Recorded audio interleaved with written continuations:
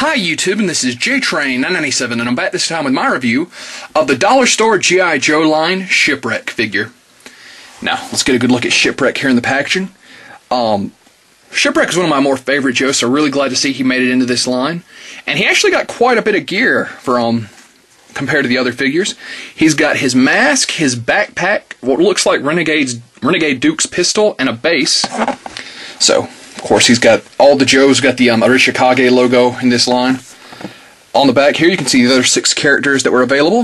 The same old spiel about G.I. Joe. Obviously, no file card on the figure. So that being said, not much to say about the packaging. Let's open him up. And here we have Shipwreck out of the packaging. Now, I'm definitely loving his design, more of an, comic book accurate Shipwreck.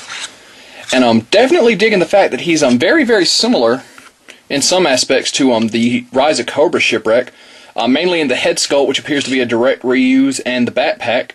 Of course, he does have Renegade Duke's pistol, and apparently it looks to be Renegade Duke's lower legs, because there is the slightly raised notch on the side to fit into the slot there, which is really nice.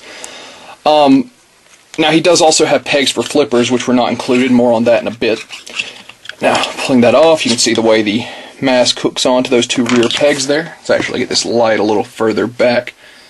Mask fits really snugly over his face.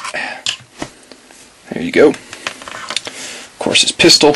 Now, let's bring in Rise of Cobra Shipwreck here. And as you can see, exact same face sculpt, exact same backpack. This one has poly perched on it. Of course, different lower legs, different main torso, but very similar figures, and I'm digging that. Poly, no. Would have been nice if the Shipwreck got a poly, but even without him, he's still sporting quite a lot of gear. I think flippers wouldn't have been too much of a push for the Dollar General, but you never can tell with him. Pulling him off the base, once again, the Dollar Store Joes did not get a name on their base, which works out great if you want to swap out. Of course, Shipwreck's articulation, he does up and down at the head, a full 360. Arms are on a ball joint, go out, full 360, bend and spin at the elbow, spin at the wrist, and hinged, which is great. Of course, very nice slide ab crunch, full 360. Legs go forward, back, and out. Double jointed at the knee, and have an ankle joint. So, Dollar Store line, beating the articulation on even the Retaliation figures.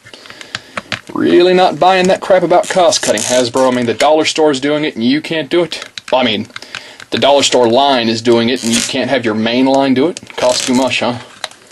Just don't buy it, to be completely honest.